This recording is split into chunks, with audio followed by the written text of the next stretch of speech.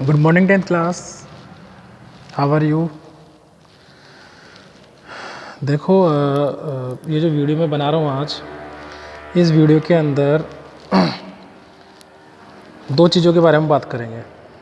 पहला, 10th class के अंदर सिलेबस जो रिड्यूस हुआ है उसके बारे में।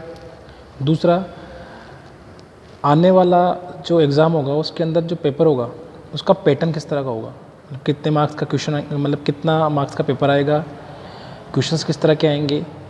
ठीक है, तो ये जो वीडियो है मैंने बनाया है, ये इन्हीं दो टॉपिक्स पे बनाया है, reduce syllabus and pattern of paper of exam. ठीक है, तो इसके अंदर सबसे पहले बात कर लेते हैं हम रिड्यूस सिलेबस की। ठीक है, ये मैंने ऑफिशियली साइट सीबीएसई की ऑफिशियल साइट से मैंने डाउनलोड किया है और ये पूरी तरह से ऑफिशियल है कि कौन कौन सा पोर्शन जो है वो डिलीट हो चुका है। तो साइंस की हम बात करेंगे। ठीक है, साइंस के अंदर यूनिट फर्स्ट के अंदर chemical substances, nature and behaviour, इसके अंदर दो जो चैप्टर हमारे मेटल एंड नॉन मेटल और कार्बन एंड इट्स कंपाउंड्स, इसके अंदर से कुछ टॉपिक्स जो हैं वो डिलीट हो चुके हैं। ठीक है, दूसरी हम बात करेंगे यूनिट सेकंड के अंदर वर्ल्ड ऑफ लिविंग, बायोलॉजी का पोर्शन है, ये केमिस्ट्री का पोर्शन था, ये बायोलॉजी का पोर्शन है। इसके अंदर कंट्रोल कोऑर्डिनेशन पूरा चैप्टर जो है वो डिलीट हो चुका है, कंप्लीट चैप्टर डिलीट है यहाँ पे। ठीक है, हेरिडिटी एंड इवोल्यूशन के अंदर बेसिक कंसेप्ट ऑफ, मतलब इवोल्यूशन जो है वो डिलीट है, हेरिडिटी हमें पढ़ना है, इवोल्यूशन डिलीट है। ठीक है, इसके अलावा नेचुरल फिनोमिना के अंदर ये जनरली फिजिक्स का पोर्शन है, जिसके अंदर the human I and control and colourful word, ये डिलीट हो चुका है, फिजिक्स का पोर्शन है। ठीक है, नेक्स्ट है इफेक्ट ऑफ करंट, ये भी फिजिक्स का पोर्शन है, जिसके अंदर ये टॉपिक्स जो हैं वो क्लियर या डिलीट कर दिए गए हैं। इसके बाद बात करेंगे नेचुरल रिसोर्सेज की, इसके अंदर भी कुछ टॉपिक्स जो हैं वो डिलीट किए गए हैं। समझ में आया ये चीज़? तो ओवरऑल जो है अगर बात करें कि कौन कौन से चैप्टर के अंदर डिलीट हुए हैं, तो source of energy, magnetic effect of electric current, the human I and the colourful world, मतलब 1 2 3 4 5 6 7 चैप्टर जो है उनमें से कुछ पोर्शन डिलीट हुए हैं और इनमें से कुछ चैप्टर जो है वो कंप्लीट भी डिलीट हुए हैं। जैसे मैं बायोलॉजी का अगर बात करें, क्योंकि मैं बायोलॉजी पढ़ाता हूँ आप लोगों को, तो बायोलॉजी का मेरे को पता है कि कंट्रोल कोऑर्डिनेशन है वो पूरा चैप्टर डिलीट हो चुका है। ठीक है, तो ये पूरा चैप्टर डिलीट, और बाकी जो हैं बहुत जैसे केमिस्ट्री के अंदर compound, carbon and its compound, इसके अंदर भी लगभग सारे टॉपिक्स जो हैं आ चुके हैं जो डिलीट हो चुके हैं, मतलब लगभग कार्बन एंड इट्स कंपाउंड भी पूरा चैप्टर लगभग क्या हो चुका है, डिलीट हो चुका है। ठीक है, बाकी जो हैं जो चैप्टर के नेम्स दे रखे हैं उनके अंदर भी कुछ टॉपिक्स जो हैं वो डिलीट हो गए। ठीक है, बात समझ में आई? तो ये जो पोर्शन है साइंस के अंदर वो डिलीट पोर्शन है। ये टॉपिक्स जो हैं आपके एग्ज़ाम में नहीं आने वाले हैं। ठीक है, टीचर्स भी आपको इन्हीं पॉइंट्स को छोड़कर पढ़ा रहे होंगे। ठीक है, ओके, ठीक है। तो ये था रिड्यूस पोर्शन या डिलीट पोर्शन की बात, सिलेबस के अंदर हमारा क्या क्या रिड्यूस हुआ है उसकी हमने बात की। नेक्स्ट हम बात करेंगे सैम्पल। ये देखो यहाँ पर ये सैम्पल क्वेश्चन पेपर 2020 और 21, मतलब सीबीएसई की साइट पे सैम्पल पेपर अपलोड कर दिया गया है, जिसके अंदर किस तरह के क्वेश्चंस आएंगे, कितने क्वेश्चंस आएंगे, कितने मार्क्स के क्वेश्चन आएंगे, वो सारा बताया गया है। तो पहले सबसे पहले जनरल इंस्ट्रक्शन जो दे रखी है ऊपर पेपर के ऊपर, वो देख लेते हैं कौन कौन से किस तरह के क्वेश्चंस आएंगे। मैक्सिमम मार्क्स जो होंगे 80 मार्क्स का होगा पेपर, 36 क्वेश्चन आने वाला है। अब देखो 36 क्वेश्चन के अंदर से 1 to 20, मतलब 20 क्वेश्चन तो क्या होंगे हमारे 1 मार्क्स के होंगे, 20 क्वेश्चंस क्या होंगे 1 मार्क्स के होंगे। अब इन 1 मार्क्स के क्वेश्चन के अंदर पैटर्न किस तरह का होगा, क्वेश्चन किस तरह के होंगे, कुछ तो क्या होंगे एमसीक्यूज होंगे। ठीक है, ठीक है, मैम एमसीक्यूज जनरली यहाँ पर पेपर जो इन्होंने दिखाया है उसके अंदर एमसीक्यूज जो हैं वो 1 या 2 एमसीक्यूज दे रखे हैं। ठीक है, बाकी जो मोस्ट ऑफ क्वेश्चन है वो 1 वर्ड क्वेश्चन है। ठीक है, और अजर्शन एंड रीजंस वाले क्वेश्चंस आ रहे हैं। मतलब सारे ओवरऑल क्वेश्चन 1 to 20 क्वेश्चंस कितने मार्क्स के, 1 मार्क्स के हैं, बट उन क्वेश्चंस के अंदर एमसीक्यूज भी हो सकते हैं, वेरी शॉर्ट आंसर क्वेश्चन भी हो सकते हैं, अजर्शन रीजंस के भी हो सकते हैं, और एक और यहाँ पर दे रखा है केस स्टडी, कुछ क्वेश्चन केस स्टडी के भी दे रखे हैं। तो ये क्वेश्चंस हो सकते हैं 1 to 20 मार्क्स के अंदर, 1 to 20 क्वेश्चंस जो है ये हो सकते हैं। समझ में आ रहा है ये चीज़? अभी पेपर के अंदर भी देखेंगे किस तरह के क्वेश्चंस हैं, उसके बाद और अच्छी तरह समझ में आ जाएगा। सेक्शन बी के अंदर दे रखा है 21 to 26 क्वेश्चन होंगे।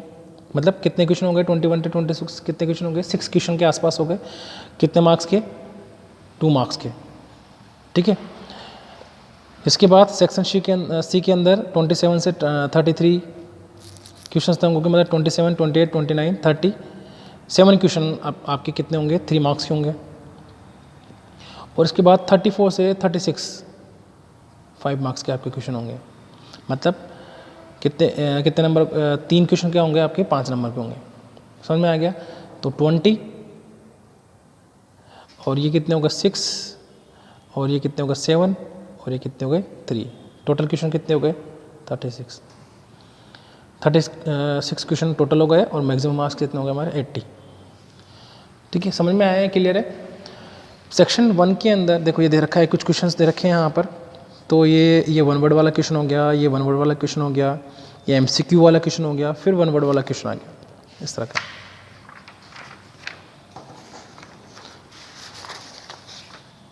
तो मतलब ऐसा नहीं है कि फिक्स नहीं है कि आपको एमसीक्यूज ही आएंगे, 1 वर्ड भी होगा उसके अंदर, रीजन और रिसेप्शन भी होंगे, इस तरह के क्वेश्चन आएंगे। देखो ये सारे 1 वर्ड वाले क्वेश्चन दे रखे हैं। ठीक है, 1 वर्ड्स वाले क्वेश्चन दे रखे हैं सारे। इधर भी देखो, अच्छा इधर देखो अदर्शन और रीज़न वाले क्वेश्चन आ गए यहाँ पर। अदर्शन और रीज़न वाले, अदर्शन दे रखा है, उसका रीज़न दे रखा है।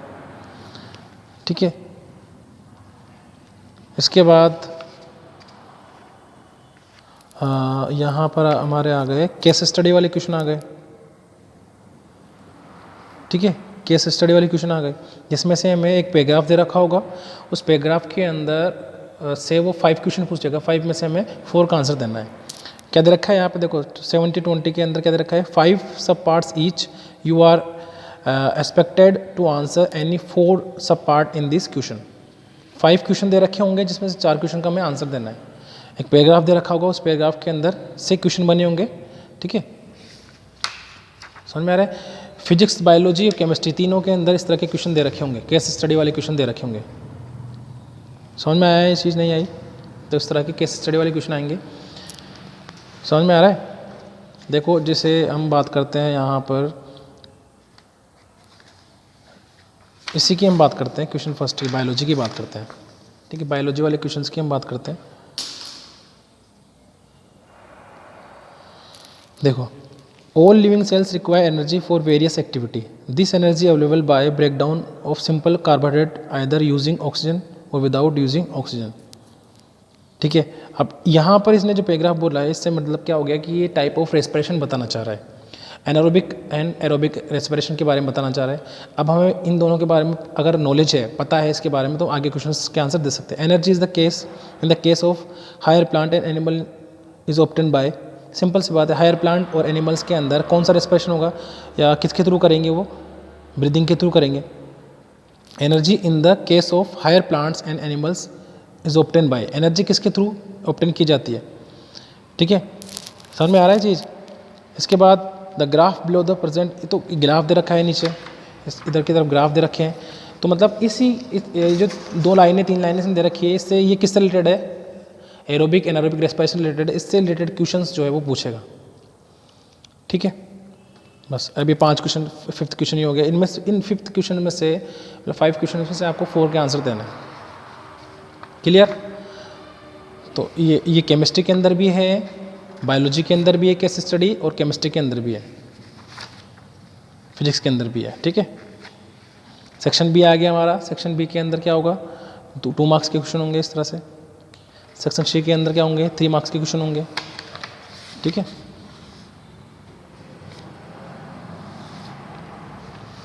तो इस तरह से जो है ये आपका पेपर का पैटर्न होगा। इस बार जो है किस तरह का क्वेश्चंस आने वाले हैं। मतलब ओवरऑल ये है कि 20 आपके क्वेश्चंस क्या होंगे, 1 मार्क्स के क्वेश्चन होंगे, 1 वर्ड क्वेश्चन होंगे, सिंपल सी बात है, जिसमें से एमसीक्यूज़ भी हैं और अजर्शन और रीजंस भी हैं और केस स्टडी भी हैं, ये सारे 20 मार्क्स के अंदर होंगे। ठीक है, तो ये काफ़ी अच्छा रहेगा इस बार, क्योंकि ये चीज़ जो है वो काफ़ी बेनिफिशियल रहती है बच्चों के लिए। एमसीक्यूज़ से रिलेटेड जो क्वेश्चन होते हैं वो काफ़ी अच्छे रहते हैं। ठीक है, आ गई बात समझ में, क्लियर है? तो इस तरह का आपका क्या होगा, पेपर का पैटर्न होगा, याद रखना है ये चीज़। और इसी के बेसिस पे, इसी पैटर्न के बेसिस पे हमें क्या करना है हमारा जो बोर्ड की है उसकी प्रिपरेशन करनी है इसी पैटर्न पे हमें। ठीक है, याद रखना है कौन सा पोर्शन डिलीट हो चुका है उसको हमें नहीं करना है। पहले जितना हो सके हमें पहले क्या करना है, जो पोर्शन है दिया हुआ उसको हमें पढ़ना है, और अगर चाहते हैं कि हम डिलीट पोर्शन में पढ़ें तो वो भी हम पढ़ सकते हैं। लेकिन पहले हमें बोर्ड की प्रिपरेशन करनी है, उसके बाद नेक्स्ट है क्वेश्चन पेपर के बारे में मैं बता दिया, किस तरह के क्वेश्चन आएंगे, किस तरह के मार्क्स कितने मार्क्स का होगा वो मैंने बता दिया। ठीक है, तो इसी के बेसिस पे आपको तैयारी करनी है, प्रिपरेशन करनी है। ठीक है, कुछ वीडियो में इस तरह के बनाऊंगा कि जिसके अंदर क्या होगा, चैप्टर्स की मैं बायोलॉजी पढ़ाऊंगा, आपको बायोलॉजी पढ़ाता हूँ मतलब, तो मैं कुछ वीडियो इस तरह के बनाऊंगा कि शॉर्ट में आपको चैप्टर्स से रिलेटेड, ठीक है, इस पर्टिकुलर चैप्टर से रिलेटेड शॉर्ट में आपको नोट्स में पढ़ाऊंगा इसी तरह से। ठीक है, जैसे पेपर ले लिया मैंने ब्लैंक पेपर, और यहीं से मैं शॉर्ट नोट्स पढ़ाऊंगा मतलब बताऊंगा, ताकि एग्ज़ाम में जो बच्चे नहीं अभी क्लास ले रहे हैं या जो बच्चे वीक हैं उसको पढ़ के वो एग्ज़ाम में मतलब एग्ज़ाम क्लियर कर सकें। तो शॉर्ट में वो कुछ वीडियो में बनाऊंगा तो आपके लिए बेनिफिशियल होंगे। Okay, thank you. फिर अगर कुछ भी क्वेरी हो इसके बारे में तो आप जब नेक्स्ट आओ आप क्लास में, ऑफलाइन क्लास में, तो आप और पूछ लेना इसके बारे में। ठीक है, थैंक यू।